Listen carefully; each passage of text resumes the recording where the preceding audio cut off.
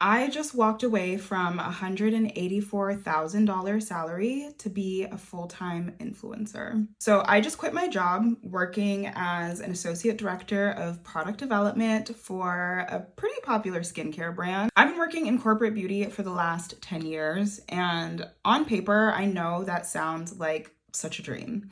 And in a lot of ways, it definitely was, like the big title, the nice salary, the benefits, the prestige. But the reality is, I had been so miserable for so long. If you've ever worked in a toxic work environment, then you know just how draining it can be mentally and emotionally. And for me, once it started to affect my mental health, I just knew I had to call it. Now, some of y'all might think I'm crazy for walking away from a stable salaried job, especially in this economy.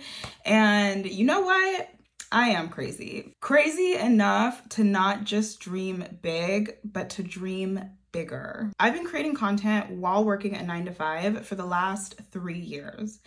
And I am so grateful that I kept going, that I never gave up, I never threw in the towel, and I kept showing up because that positioned me to be in a place where I actually didn't need my job anymore. So this might sound delulu to some of y'all, but that's okay. I know the conversations that I've had with God, and I know that I have always had a bigger purpose and a bigger calling on my life. Being an influencer and sharing online has given me the chance to connect with so many people, and I love it. I love sharing my life. I love sharing my story. I love putting the girls on and just helping people feel seen. So even though taking this leap was definitely a little bit of a scary decision, it was also a no-brainer. I feel so incredibly lucky to be able to do this. And